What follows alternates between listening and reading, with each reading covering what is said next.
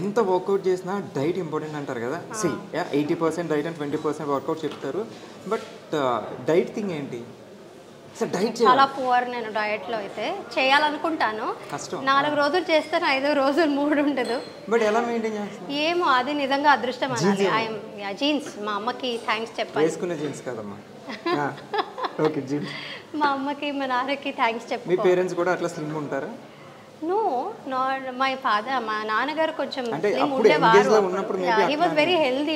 Mostly నాకు ఆ health, ఆయన చాలా యోగా చేసేవారంట. ఆ యోగం అంతా యోగా చేస్తే ఆ యోగం పిల్లలకు వచ్చినట్టు. సో హెరిడిటరీలో అది ఇది ఆస్తులకి పంచుకోవడం కూడా కాకుండా ఇట్లా యోగం కూడా వచ్చింది. చూడండి, పిల్లలు బాగుండాలంటే పేరెంట్స్ యోగా చేయాలి. సో ఆల్ ద పేరెంట్స్ ఇప్పటి నుంచి మీ పిల్లలు బాగా చేయాలంటే మీరే యోగా చేయండి, వాళ్ళు బాగుంటారు ఇలా. సో నైస్, బాగుంది. అండ్ సో ఫుడ్ హ్యాబిట్స్ అయితే నార్మల్, ఏది తినాలనిపిస్తే అది తినేస్తా. నేను ఒకటి విన్నా, నాకు జనరల్గా టీ అంటే చాలా ఇష్టం. సో నీకు టీ అండ్ తట్టు మసాలా టీ అంటే చాలా ఇష్టం అంట. అండ్ చాలా బాగా చేస్తా ఉంటా.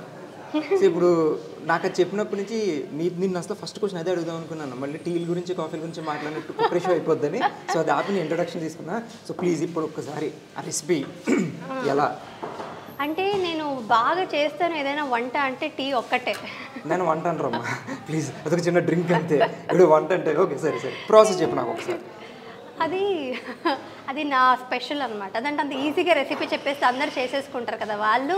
అంటే నువ్వు మా ఇంటికి వచ్చి నా టీ టేస్ట్ చేయాలి అంటే నువ్వు ఇప్పుడు యూట్యూబ్లోకి ఏదో చేస్తాను ప్లాన్ నువ్వు, నేను అది వస్తా. బట్ నీ దగ్గర నుంచి నీకు తెలియని విషయాలు చాలా తెలుసుకోవాలనుకుంటారు. సో ఇప్పుడు దాకా నువ్వు మసాలా టీ ఎక్కడ రివీల్ చేయలేదు కదా. సో ప్లీజ్ కదా మన ఊళ్ళో కోసం అండ్ నా కోసం ప్లీజ్, ఫ్రెండ్స్ ఉన్నప్పుడు. Okay okay. అందరు ఇప్పుడు మసాలా టీ చేయమంటే అందరు ఇంట్లో చేసుకుంటుంటారు. ఇప్పుడు నేను అదేదో స్పెషల్ గా ఏం చేయట్లేదు కాబట్టి రెసిపీ చెప్పేస్తే ఇదేముంది మామూలే కదా అని వాళ్ళు నిన్ను తిట్టుకుంటారు. అట్లా ఉంటుంది. ఇప్పుడు ఇరానీ చాలా చోట్ల ఉంటుంది, కానీ పర్టికులర్ ఒక్కొక్క ప్లేస్ లో చాలా బాగుంటుంది. సో చేసే వాళ్ళని పట్టుకుంటుంది. సో ఏమో నీ దగ్గర ఏముంది, ఏం పెట్టి చేస్తావు నాకు తెలియదు కదా. చెప్తే అన్నీ వేస్తాను. ఇలాచీ వేస్తాను, సినమన్, అది దాల్చిన చెక్క వేస్తాను, మిరియాల పొడి వేస్తాను. ఎందులో వేస్తావు? అదే ఎందులో వాటర్లో ఫస్ట్ అదంతా కొంచెం మరిగించి టీ పొడి కూడా వేసి ఆ తర్వాత మెజర్ చేసుకొని మరి స్టవ్ ఆన్ చేస్తా కదా. వంట అనేసరికి యాక్చువల్లీ ఇవన్నీ వేసేస్తా, తర్వాత స్టవ్ ఆన్ చేస్తా. ఎందుకంటే నేను మధ్యలో మర్చిపోతే కష్టమని ఫస్ట్ గుర్తు చేసుకొని అంతా వేసేసి తర్వాత స్టవ్ ఆన్ చేసి తర్వాత పాలని మెజర్ చేసుకొని మరి ఎంతమంది ఉన్నారో అంతమందికి అలా ఎంతమంది ఉంటే అన్ని గ్లాసులు వేస్తా. అది తెలియకుండా అంటే నార్మల్గా అలా వేసాను, మెజర్ చేసి మరి ఇన్ని గ్లాస్ అలా చేస్తా అన్నమాట. మెయిన్ కాన్సెప్ట్ ఎక్కడ ఎంతసేపు మరిగిస్తాం అనేది ఇంపార్టెంట్, రైట్? చాలా సేపు మరిగిస్తాం. అది ఎంతసేపు? సిమ్లో పెట్టి అట్లీస్ట్ అది ఉడుకొచ్చేంత వరకు మరిగిస్తాం.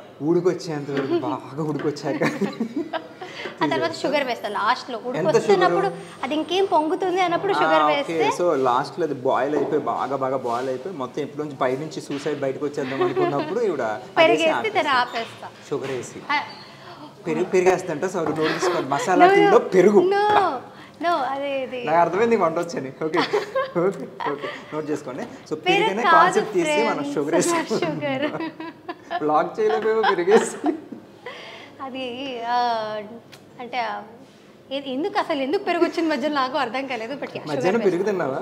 మధ్యాహ్నం పెరుగుతున్నా. సో స్వీట్ ఆఫ్ యూ, చాలా బాగా చెప్పు. సో మసాలా టీ నేను ఇంటికి వెళ్ళి ఇదే ట్రై చేస్తా, పెరిగేయకుండా చెప్తా ఎట్లా ఉందని కాల్ చేసి. నైస్.